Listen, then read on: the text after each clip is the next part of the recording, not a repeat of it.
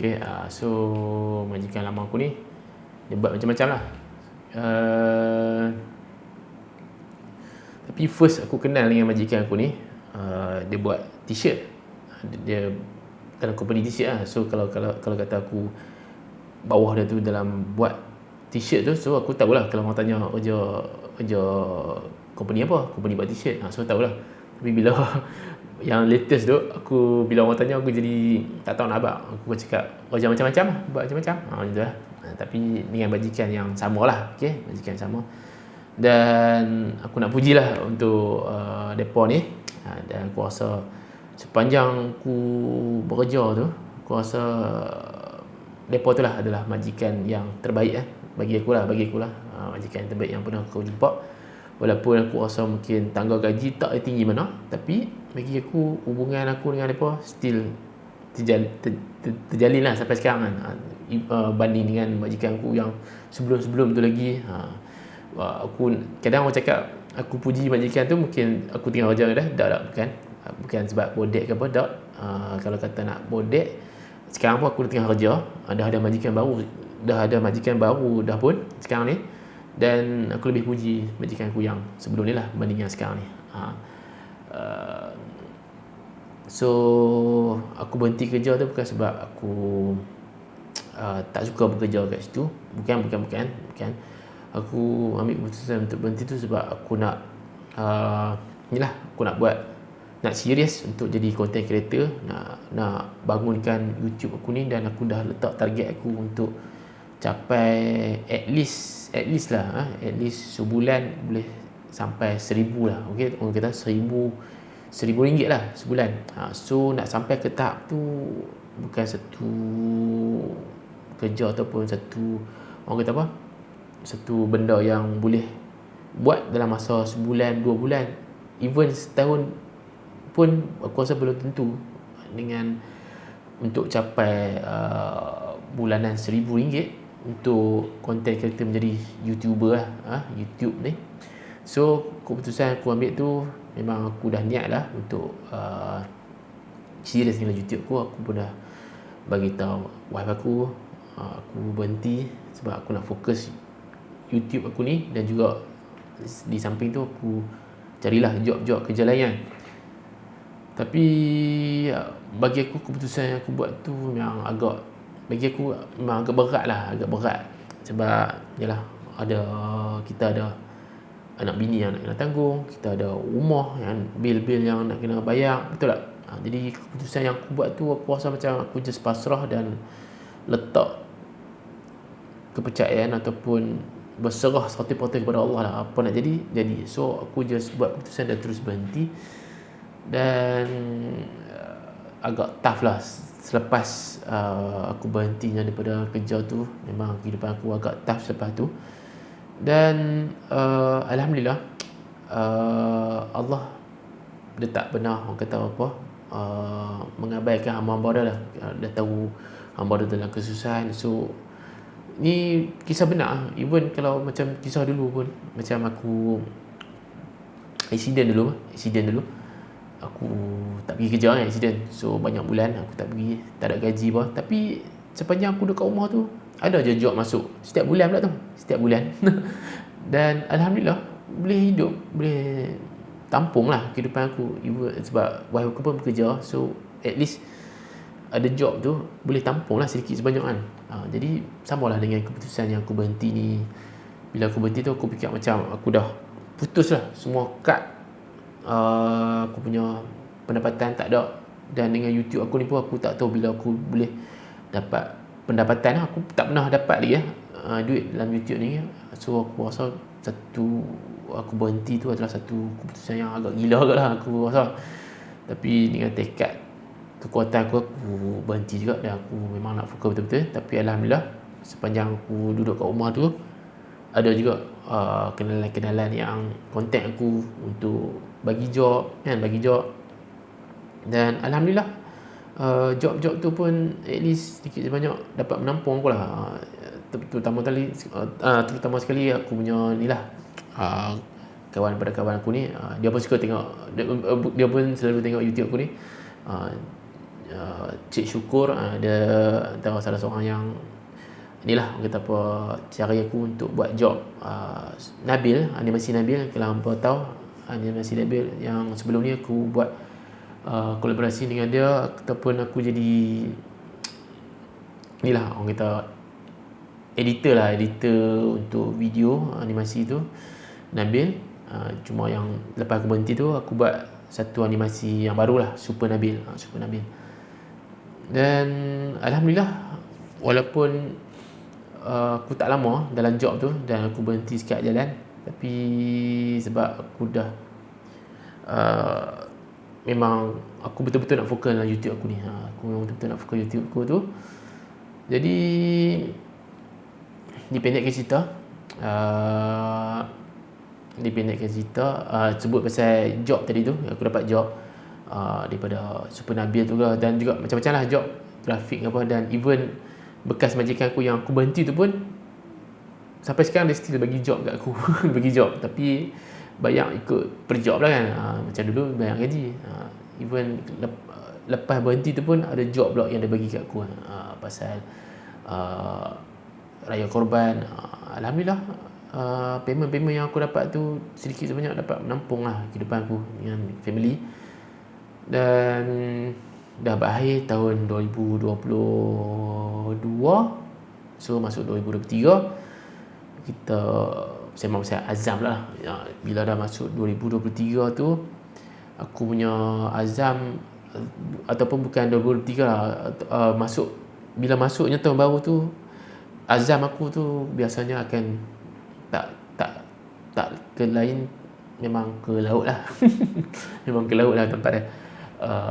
Azam aku waktu 23 tu, aku ingat lagi, aku duduk rumah dan aku nak istiqamah, nak post video YouTube aku ni dengan lebih banyak. So aku ambil keputusan, azam aku waktu 2023 tu, awal tahun tu, aku nak mengayuh basikal. Hari-hari. So aku akan letak link lah kat sini kot. Link. Aku akan letak link. Kau boleh tengok situ. Aku punya azam 2023, aku nak kayuh basikal. Hari-hari. Sebab yalah, dah kerja dari rumah. So masa yang ada tu aku nak buat aktiviti tu lah. So bila aku kayuh basikal hari-hari, aku akan buat video lah. So buat video pun hari-hari lah. So setiap kali aku kayuh, setiap hari tu aku akan buat video, kemudian edit post.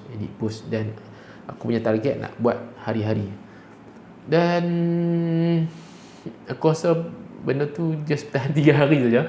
3 hari, lepas 3 hari tu aku dah memang dah ke laut lah azam aku tu. Sembang je nak buat hari-hari post. Bila masuk job, takkan pagi yang nak fokus editing lagi, lepas tu nak buat dengan job tu lagi. Job Super Nabil tu pun bukan job yang senang-senang ni. Semua job yang agak tough lah kan, animasi.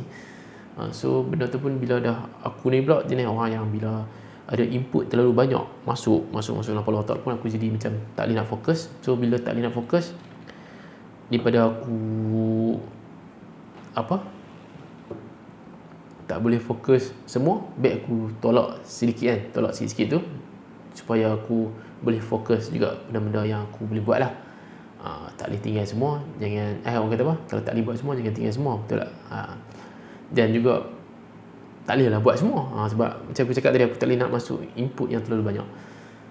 Jadi selepas habisnya job Super Nabil tu, dan aku dah macam terputus lagi aku punya pendapatan, dan simpanan aku pun dah macam makin lama makin kurang.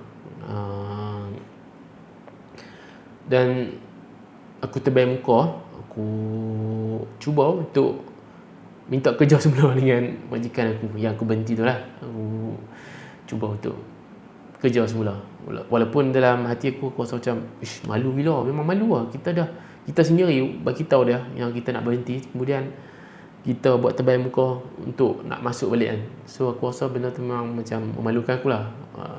Dan tapi walaupun aku tak mengharap sangat untuk aku dapat, tapi aku just at least aku dapat kerja tu, aku dapat ada pendapatan lah diteruskan. So aku lupa nak cakap, sebenarnya ada dua pilihan lah. Ada dua pilihan.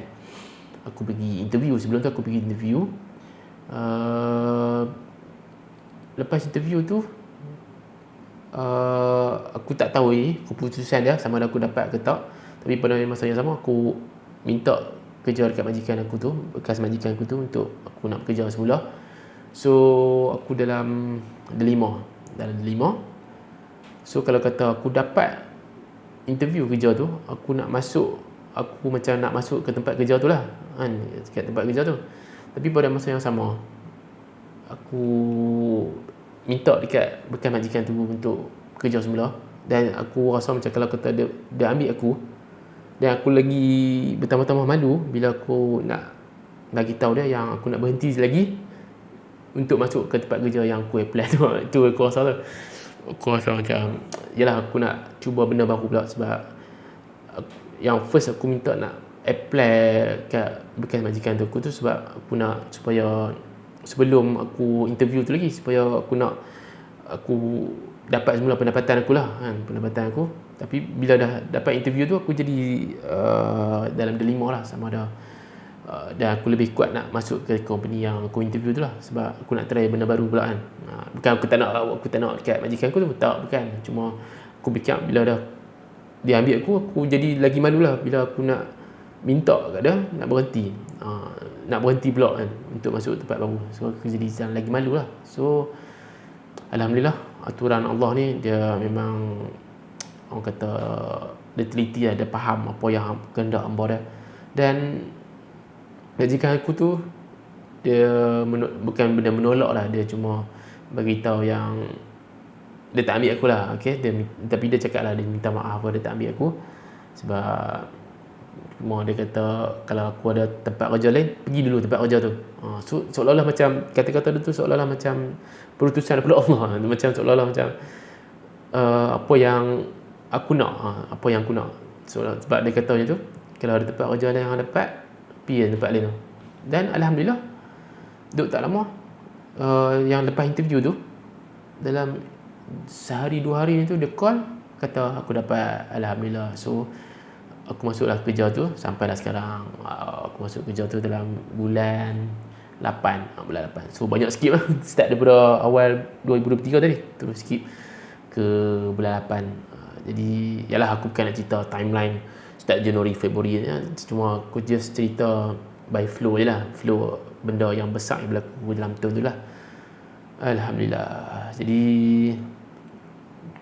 yalah, itulah antara, orang kata, jatuh bangun dia ataupun kesusahan dan juga kesenangan yang aku alami lah dalam tahun throwback sebelum ni. Dan aku suka nak kongsikan kata-kata daripada M. Nasir. Yang ni pun ramai yang aku rasa dah banyak yang kongsikan kata-kata ni. Mana dia pernah kata, orang tanya dia lah, sesi interview tu, orang tanya dia, M. Nasir ni pernah lalui zaman susah tak? Kemudian dia punya kata-kata tu memang memberi impact yang kuat lah kat aku. Sebab dia kata, dia yang kita alami zaman tu, itu bukan zaman susah, itu adalah zaman yang kita lalui lah. Itu adalah zaman yang kita lalui. Kalau kita kata tu susah, so jadi susah lah dia. Tapi bila aku just apply kat hidup aku, kalau kata aku duduk kat zaman sekarang ni, dan aku just terbayang kehidupan aku waktu aku duduk kat rumah sewa dulu, macam sebelum aku dapat kerja apa semua tu dulu lah kan, waktu struggle, accident juga, kita akan nampak zaman yang kita lalui dulu tu, kita rasa macam itu adalah zaman kesusahan kita. Tapi waktu kita duduk dalam zaman tu, kita tak rasa zaman tu susah. Awak faham tak? Aku nak explain pun aku tak faham, tapi aku tak reti nak explain, tapi itu yang aku faham lah. Kalau kita duduk dalam situasi tu, kita tak rasa itu adalah susah. Sebab kok mana pun, kalau kita duduk dalam situasi tu, kita akan cari jalan untuk survive. Faham tak? Kita akan cuba cari jalan untuk survive. Tapi bila kita dah capai satu tahap macam agak senang, Sebab tu kita imbau zaman-zaman dulu tu kita rasa itu adalah zaman kesusahan aku dulu. Even sekarang pun macam contoh zaman sekarang ni kita rasa macam senang sebab kita bandingkan zaman dulu. Cuba zaman sekarang ni yang kita jalani kehidupan macam besok ni, kemudian tahun yang akan datang ni kita jadi lagi senang. So kita akan rasa zaman sekarang ni adalah zaman kesusahan kita. Pergi kerja, mungkin dulu tu, mungkin akan datang tu kita dah jadi token, jadi bos token. Dan zaman sekarang ni kita rasa macam zaman susah kita pula. Pergi kerja, basah, hujan, terus kita mengimbau zaman benda-benda kesusahan tu. Padahal waktu kita duduk zaman sekarang ni kita tak terfikir apa benda tu kan. Kita tak rasa benda tu susah pun. Tapi benda tu adalah benda yang kita lalui je lah. Kalau kita rasa benda tu susah jadi susah. Betul tak? So, faham tak? Yalah, 2023 yang part yang mungkin aku rasa macam down tu waktu tu lah. Waktu aku berhenti kerja tu lah. Waktu tak dapat kerja tu. Dan kemudian aku nak struggle nak apply semula kerja. Itu adalah waktu yang aku rasa macam struggle. Dan alhamdulillah banyak benda yang bagi aku, yang menyinari hidup aku tahun 2023, di mana aku dan juga wife membeli rumah dan duduk di rumah baru sekarang ni lah. Ini rumah ni adalah rumah milik sendiri lah, alhamdulillah. Itu adalah satu pencapaian yang aku rasa menggembirakan lah untuk 2023. Dan yang kedua adalah kelahiran anak kedua kami lah. Asfar. So dua benda tu adalah dua benda yang aku rasa satu benda yang besar impak dah untuk tahun 2023. So tak adil lah kalau kita throwback hanya bercerita benda-benda susah, tapi kita menenggelamkan benda-benda yang Allah bagi yang menggembirakan, tapi kita tak nampak, kita tak kongsi ke orang. Jadi aku kongsilah kat hampa. So benda ni lah aku alhamdulillah dah, orang kata dalam 5 tahun lebih kurang, 5 ke 6, 5 tahun lah menyewa dengan bersama isteri aku. Dan sekarang alhamdulillah dah memiliki rumah sendiri. Ya, ini adalah satu pencapaian bagi aku lah. Okay. Sebut pasal, okay, ni sekadar perkongsian sedikit lah. Sebut pasal aku nak fokus video YouTube ni. Sekarang kan aku dah macam jarang post. Jadi bila jarang post ni, aku punya revenue tu makin lama makin menurun. Tapi berbanding dengan waktu aku berhenti kerja tu, yang bulan 6 tu kan aku berhenti, kemudian aku fokus buat YouTube. Aku punya, bila aku check balik carta YouTube aku ni, memang revenue waktu aku duduk kat rumah tu, dia punya graf tu memang mencanak naik lah. Sebab aku kerap post video kat YouTube dan juga kerap buat video. Macam sekarang ni dia agak menurun lah, dia punya graf tu agak menurun. Dan aku tak dapat nak fokus sangat sejak kerja ni. Tapi walau bagaimanapun aku punya passion masih dalam bidang content creator ni. Dan juga untuk mendapat income daripada YouTube itu adalah aku punya passion ataupun matlamat utama aku lah. Even sekarang ni walaupun aku dah bekerja dan makan gaji, dapat gaji, tapi walaupun macam tu aku akan jadikan sementara ni, aku just jadikan YouTube ni sebagai side job aku. Tapi matlamat utama lah, aku akan jadikan YouTube ni sebagai sumber utama aku juga. Mungkin kalau kita bukan tahun depan, mungkin 2 tahun lagi, mungkin 3 tahun, mungkin 10 tahun lagi, mana tahu, aku tak tahu. Tapi just itu adalah matlamat aku, untuk jadikan YouTube ni adalah sumber pendapatan utama aku. Tapi dan bila aku cakap benda macam ni, ramai orang akan cakap, terjamin ke kejayaan YouTube ni kan? Terjamin ke? Aku nak bidas benda tu senang je. Benda terjamin ni, mana-mana tempat tak menjaminkan apa-apa. Mana-mana tempat tak menjaminkan apa-apa. Even kalau aku bekerja syarikat sekarang ni, walaupun mungkin orang nampak macam gah besar di sekitar Elok Start ni lah, dia nampak besar gah, tapi benda tu tak menjamin apa-apa. Kehidupan kita ni akan sentiasa ada naik turun. Dan even kalau kata kerja kerajaan sekalipun, mungkin orang kata kerja tu terjamin, ada pencen. Ya, so far, tapi benda terjamin tu tak menjaminkan apa-apa. Faham tak? Benda yang terjamin tu tak menjaminkan apa-apa. Even kerja kerajaan sekalipun, apa-apa boleh berlaku, tambahan pula kita ni hidup dalam suasana demokrasi, politik pula. Bila bermain dengan politik ni, faham lah orang yang bekerja kerajaan ni macam mana kan. Mungkin ada benda yang baik, ada benda yang tak baik, dan kita rasa macam kerajaan tu telah kukuh, selamat, tapi kita tak tahu. Mungkin ada bencana alam ke ataupun peperangan ke, memang minta dijauhkan lah. Cuma aku nak bidas dari segi terjamin tu lah yang aku cakap tadi lah. Terjamin, tak ada benda yang terjamin. Jadi kalau kata YouTube ni dah tak relevan masa akan datang, tapi bila kita dah dalam bidang tu, takkan kita nak biar nak fokus YouTube juga. Kita akan cari benda lain lah. Dia akan sendirilah mencari benda untuk survive. Okay.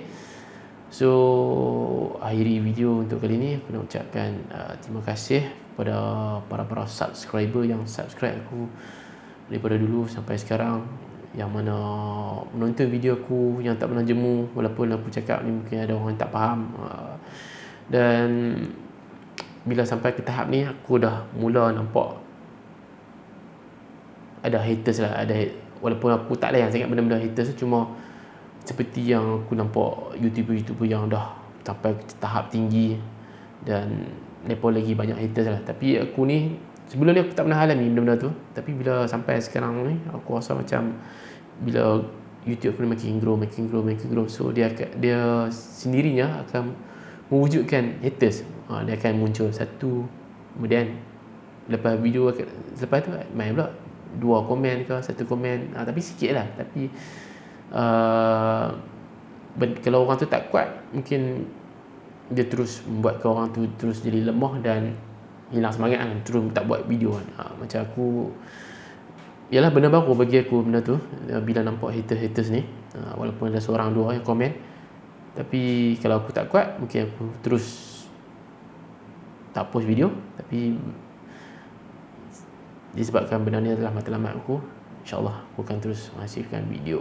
Okay, terima kasih kepada subscriber semua yang subscribe aku, para menonton, ibu-ibu, bapa-bapa. Okay, terima kasih. Assalamualaikum. Jangan lupa subscribe, like, komen. Okay, bye-bye. Ciao.